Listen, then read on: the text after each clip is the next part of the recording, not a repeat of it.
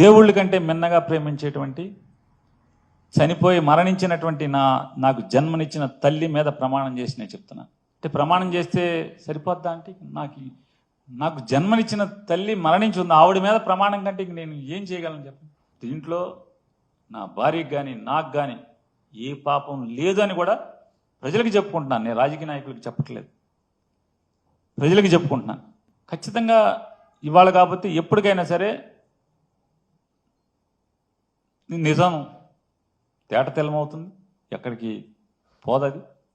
4 రోజులు ఆలస్యమైనా కూడా అబద్ధం 6 మైళ్ళు పరిగెత్తిన తర్వాత నిజం మెల్లగా బయలుదేరుతుంది. సామెతం ఖచ్చితంగా నిజం వస్తుంది. నేను అట్లాగే మనోహర్ గారిని కూడా నేను అడుగుతున్నాను. నేను ఎండి గారికి, సివిల్ సప్లైస్ ఎండి గారికి ఓ లెటర్ పెడుతున్నాను. 2014-15లో ఈ కస్టమ్ మిల్లింగ్ అనేది స్టార్ట్ అయింది. ఈ కస్టమ్ మిల్లింగ్ స్టార్ట్ అయిన దగ్గర సిఎంఆర్ అంటున్నారు, దీంట్లో 2014-15 నుంచి ఇప్పటి వరకు రైస్ మిల్లులకి ధాన్యం తోలి దానికి వెనక్కి ప్రభుత్వానికి బియ్యం 9 మాసాలు 10 మాసాలైనా కూడా ఆ ధాన్యాన్ని ఆడిచ్చి బియ్యంగా మార్చి పంపనటువంటి అప్పచెప్పనటువంటి డబ్బులు కట్టిన ఏ రైస్ మిల్లర్ మీదన్నా ఇంతవరకు క్రిమినల్ కేసు ఏదన్నా ఫైల్ చేశారా? నేను సమాచారం అడుగుతున్నా, ఆయనకి లెటర్ ఇస్తాను. అయితే మీరు మంత్రిగా ఉన్నారు కాబట్టి నేను మిమ్మల్ని కోరుకుంటున్నాను. మీరు చాలా పెద్ద మాటలు కూడా మాట్లాడారు, అంటే చాలా నిజాయితీగాతో కూడినటువంటి ఇదిగా మీరు చెప్పుకొచ్చారు. మీరు ఉద్యోగ ధర్మమే మీ ప్రధాన పాత్ర తప్పితే రాజకీయ కక్షలు లేవు. నేను ధర్మాన్ని న్యాయాన్ని కాపాడుతాకే ఉన్నానని కూడా అర్థం వచ్చేట్టుగా మీరు మీడియాలో మాట్లాడినట్టు నాకు ఎవరో చెప్పారు. నేను వారిని అడుగుతున్నాను, నేను ఎండి గారికి ఏదైతే సమాచారం కావాలని అడుగుతానో వాటన్నిటికీ దయచేసి మీరు నిజంగా మీ ఉద్దేశం కరెక్టే అయితే ఆ సమాచారాన్ని నాకు ఇప్పించండి. ఇంతవరకు ఏదైనా మరి రైతుల దగ్గర ప్రభుత్వం ధాన్యం కొనుగోలు చేసి మిల్లర్కి ఆడిచ్చి తద్వారా పేదవాళ్ళ బియ్యం అంటున్నారు కదా, ఆ పేదవాళ్ళకి బియ్యంగా ఇస్తాకి ఇచ్చిన రైస్ మిల్లులు ఆ ధాన్యాన్ని మీకు అప్పచెప్పకుండా ఉంటే, అలాగే నేను కరెంటు డిపార్ట్మెంట్ని సివిల్ సప్లైస్ని రెండింటిని అడిగేటన్నిటి కూడా నాకు ఇప్పించండి. ఆ మిల్లుల్లో ప్రతి నెల కరెంటు బిల్లు ఎంత వచ్చింది, వాళ్ళ మిల్లుకి ఎప్పుడు ధాన్యం వెళ్ళింది, వాళ్ళ మిల్లు నుంచి బియ్యం ఎప్పుడు బఫర్ గోడౌన్కి వచ్చింది, ఆ వివరాలు.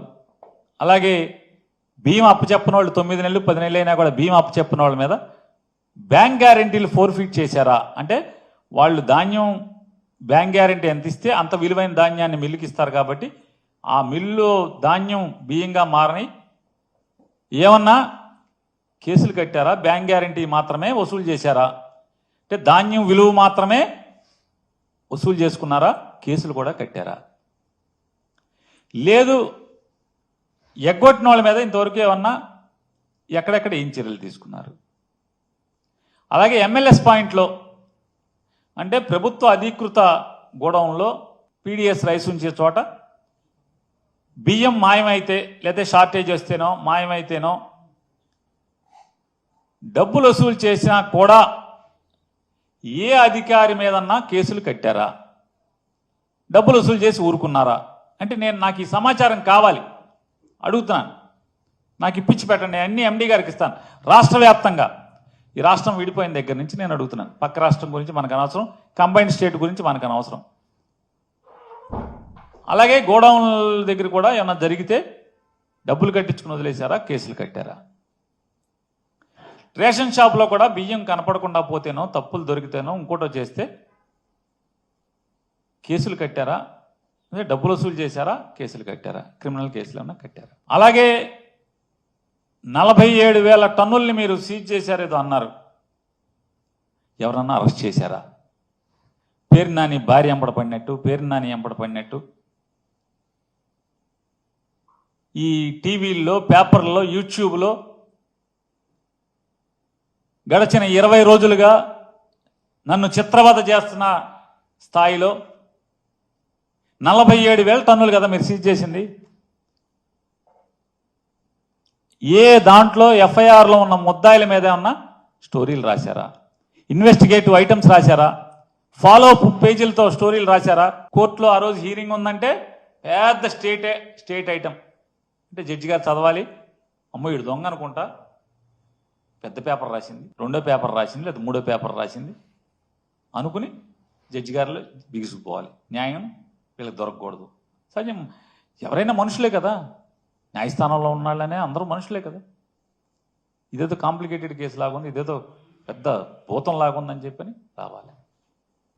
నేను అడిగాను ఒక ఆయన్ని, విలేకరే కథ నా 20-25 ఏళ్ళ నుంచి బాగా, నేను మొదటిసారి ఎమ్మెల్యేనే, అప్పుడు ఆయన ఒక మంచి విలేకరు, ఇవాళ పెద్ద స్థాయిలో ఉన్నారు.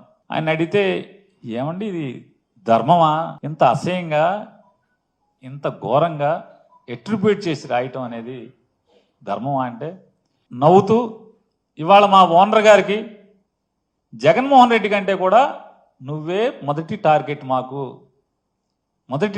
మాకు అని చెప్పి ఆయన నవ్వులోనే మాట్లాడు. ఓ పోన్లేండి, మంచిదే, సంతోషం. ఏదోటి ఈ రకంగా జగన్మోహన్ రెడ్డి గారి కన్నా కూడా నన్ను పెద్దోడిగా మీరు ఊహించుకుంటున్నారు, సంతోషం. నా నాయకుడి కంటే కూడా నేనే ముందు టార్గెట్గా మీకు ఇవ్వటం అనేది, సరే ఏదున్నా భగవంతుడు ఉన్నాడు. అలాగే ఎండి గారు నేను అడిగే దాంట్లో మనోహర్ గారిని నా రిక్వెస్ట్, ఎండి గారితో ఈ సమాచారం ఇప్పించమని. 2017 జూలైలో అని నాకున్న సమాచారం ఎవరో నాకు చెప్పారు. 2017 జూలైలో Machilipatnam central warehousing corporation, కేంద్ర ప్రభుత్వ సంస్థ, గిడ్డంగుల సంస్థ, దానిలో సుమారుగా ఒక 100 టన్నులు షార్టేజ్ వస్తే డబ్బు కట్టించుకున్నారా, ఎవరి మీదన్నా కేసు కట్టారా? రాష్ట్ర వ్యాప్తంగా ఒక ప్రక్షాళన జరగాలని ప్రజలు ఏ విధంగా కోరుకున్నారో, ఒక మంచి ప్రభుత్వం, ఒక మార్పు, నిజాయితీగా పరిపాలించేటప్పుడు ఒక నమ్మకం కలగాలనే ఉద్దేశంతో గౌరవ ముఖ్యమంత్రి గారు చంద్రబాబు నాయుడు గారు కానీ, గౌరవ ఉప ముఖ్యమంత్రి గారు పవన్ కళ్యాణ్ గారు కానీ ఎప్పటికప్పుడు మమ్మల్ని నిర్దేశించేది ఒకటే, కక్ష సాధింపులు కాకుండా ఎవరైతే తప్పు చేశారో వాళ్ళని ఎట్టి పరిస్థితుల్లో కూడా మనం వదలకూడదు, ప్రజలకి మనం జవాబు చెప్పాలి. గత 5 సంవత్సరాలు వీళ్ళు చేసిన అరాచకాలు మామూలు విషయాలు కాదు. ప్రభుత్వం నుంచి మీకు ఒక బాధ్యత అప్పచెప్పి ప్రజలు మిమ్మల్ని ఎన్నుకొని కీలకమైన శాఖలు, పదవులు ఇచ్చినప్పుడు మనం సమాజానికి ఎంతో బాధ్యతతో పనిచేయాలి, విలువలతో కూడిన రాజకీయాలు చేయాలి. అది వదిలేసి స్వలాభం కోసం, కుటుంబ ఆస్తులు పెంచుకోవడానికి కోసం వ్యవస్థని దుర్వినియోగం చేసుకుని ఎవరు కూడా మమ్మల్ని ప్రశ్నించలేరు అనే అహంకారంతో వీళ్ళు చేసిన అవకతవకలు మామూలు విషయం కాదు. ఎప్పుడైతే సివిల్ సప్లైస్ డిపార్ట్మెంట్లో ఒక ప్రక్షాళన జరగాలి, కొన్ని పొరపాట్లు జరుగుతున్నాయని మా దృష్టికి వచ్చినాయో, రాష్ట్ర వ్యాప్తంగా ఒక వీడియో కాన్ఫరెన్సు నవంబర్ 26వ తారీఖున రాష్ట్రంలో ఉన్న ప్రతి గోడౌన్లో ఉన్న యాజమానిని, అక్కడ ఉన్న మా డిస్ట్రిక్ట్ మేనేజర్ని, జాయింట్ కలెక్టర్ని, మా పౌర సరఫరాల శాఖ నుంచి మా ఎండి గారు ఒక వీడియో కాన్ఫరెన్స్ ఏర్పాటు చేసి, రేపు ఉదయం నుంచి మీరు ప్రతి బస్తా లెక్కబెట్టి ఆ గోడౌన్లో రిపోర్టు మాకు అందించాలని చెప్పి ఆదేశించడం జరిగింది. ఇది నవంబర్ 26వ తారీఖున. అదే రోజు రాత్రి జేఎస్ వేర్ హౌస్ పేరుని జయసుధా గారు హడావిడి చేసి మరుసటి రోజే మా దగ్గర బస్తాలు లెక్క తప్పింది. తప్పు మాది కాదు, అక్కడున్న వేయి బ్రిడ్జ్ది. అంటే ఇట్లా 2 గోడౌన్లు పక్కన ఉంటే ఈ గోడౌన్లో తీసుకెళ్లిన సరుకు మరి మేము నిర్ధారించిన మేరకు పొరపాటు మాదని మేము ఒప్పుకుంటున్నాం అని వాళ్ళే స్వయంగా ప్రకటించారు, వాళ్ళే లెటర్లు రాశారు. అప్పుడు మా సివిల్ సప్లైస్ డిపార్ట్మెంట్ నుంచి మా నిబంధనల మేరకు 1 మెట్రిక్ టన్ దాటితే డబుల్ పెనాల్టీ వేస్తాం. ఆ విధంగా నిర్ధారించి వాళ్ళని 1,71,00,000 రూపాయలు వాళ్ళు కట్టాలని, ఇమ్మీడియట్గా వాళ్ళపైన క్రిమినల్ కేసులు తీసుకోవాలని 27వ తారీఖున మా సివిల్ సప్లైస్ ఎండి గారు అక్కడున్న మా జిల్లా యంత్రాంగానికి, జాయింట్ కలెక్టర్ గారికి, ఎస్పీ గారికి ఉత్తరం రాయడం జరిగింది. ఆ రోజు నుంచి కూడా వీళ్ళు సహకరించలేదు. నోటీస్ ఇచ్చి మీ గోడౌన్ని మేము వెరిఫై చేయడానికి వస్తున్నామని జాయింట్ కలెక్టర్ గారు పంపిస్తే వీళ్ళెవ్వరు కూడా అక్కడ లేరు, సహకరించలేదు. చివరికి పంచనామా చేసి పోలీసుల సమక్షంలో గోడౌన్ తాళాలు పగలగొట్టి లోపలికి వెళ్ళి వెరిఫై చేసి రికార్డ్స్ అన్నీ కూడా సీజ్ చేయడం జరిగింది. మా దగ్గర ఉన్న లెక్కలు, అక్కడ ఉన్న స్టాక్ రిజిస్టర్లు, పక్క గోడౌన్లో ఉన్న స్టాక్ రిజిస్టర్లు ఇవన్నీ చెక్ చేసిన తర్వాత జాయింట్ కలెక్టర్ గారి రిపోర్ట్ మేరకు 378 మెట్రిక్ టన్నుల బియ్యం అక్కడి నుంచి మాయమైంది. దీనికి ఏం సమాధానం చెప్తారు? అనవసరంగా మీరు ఒక ప్రెస్ కాన్ఫరెన్స్ పెట్టి, అంటే మీ కుటుంబ సభ్యుల పైన పేర్లు పెట్టమని మేము ఏమైనా చెప్పామా? మీ పేరే పెట్టుకోవచ్చు కదా, మీరు వ్యాపారం చేయొచ్చు కదా. మీరే 2021లో ఈ గోడౌన్ అప్పుడు ప్రభుత్వంలో ఉన్నారు కాబట్టి ఇన్వెస్టర్ గోడౌన్గా వీళ్ళు లాక్కుని ప్రభుత్వం నుంచి సంపాదించుకోవాలని ఓ దుర్మార్గమైన ఆలోచనతో చేసిన కార్యక్రమం ఇది. ఖచ్చితంగా ప్రక్షాళన జరుగుతుంది. కక్ష సాధింపు ఎక్కడ లేదు. గౌరవ ముఖ్యమంత్రి గారు పదే పదే చెప్తా వచ్చారు. జిల్లా యంత్రాంగాన్ని కూడా హెచ్చరిస్తూ వస్తా ఉన్నాం. జిల్లా ఎస్పీ గారిని కూడా మేము అదే కోరాం, విచారించండి. 378 మెట్రిక్ టన్నుల బియ్యం మాయమైందంటే ఎక్కడ పోయింది? దీని వెనక ఎవరు? ఇక్కడి నుంచి తరలి వెళ్ళినప్పుడు ఎక్కడికి వెళ్ళింది? కాకినాడకి వెళ్ళిందా, విశాఖపట్నంకి వెళ్ళిందా, కృష్ణపట్నంకి వెళ్ళిందా? ఇన్వెస్టిగేషన్ పూర్తి అవ్వాలి కదా. వీళ్ళే హడావుడి చేసుకుని వీళ్ళే డీడీలు కట్టేసి తప్పు మేమే చేసామని వీళ్ళు సొంతంగా నిర్ధారించుకుంటే దాంతో సరిపోదు. నేను తెనాల్లో ప్రెస్ కాన్ఫరెన్స్ పెట్టినప్పుడు కూడా చాలా క్లియర్గా చెప్పాను, ఇన్వెస్టిగేషన్ పూర్తి అవ్వలేదు. వాళ్ళు తొందరపడేదో లెక్క నిర్ధారణకు వచ్చారని అనుకుంటున్నారు. నిన్న నిర్ధారించారు 378 మెట్రిక్ టన్నుల బియ్యం అక్కడి నుంచి మాయమైంది. ఖచ్చితంగా దీనికి మీరు పెనాల్టీ కట్టాలి. క్రిమినల్ కేసెస్ మీ పైన పెడతారు. చట్ట ప్రకారంగా చేయాల్సిన కార్యక్రమాలు మా ప్రభుత్వం ఖచ్చితంగా చేస్తుంది. అంతేగాని ఇందులో ఎవరిని కూడా టార్గెట్ చేసి వ్యక్తిగతంగా ఇబ్బంది పెట్టాలన్న అవసరం కూటమి ప్రభుత్వానికి ఏనాడు కూడా లేదు. మీ నాయకుడు చేసినట్టు మా నాయకులు ఎప్పుడు చేయరు. పవన్ కళ్యాణ్ గారు కానీ చంద్రబాబు నాయుడు కానీ ఎప్పుడు కూడా ప్రభుత్వం అంటే ప్రజల్లో విశ్వాసం నింపాలి, నిజాయితీగా పనిచేయాలి. కానీ ఎవరైతే ఇటువంటి చర్యల్లో పాల్గొన్నారో వాళ్ళని కూడా వదిలే ప్రసక్తి లేదు.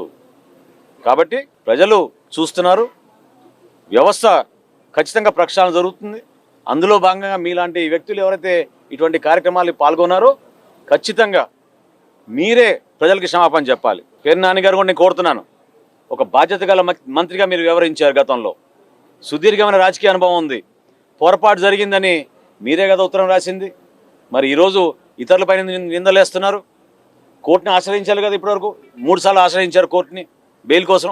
గౌరవ కోర్టు ఏ నిర్ణయం తీసుకుంటుందో చూద్దాం. ఈలోపు ఇన్వెస్టిగేషన్ జరగాలి.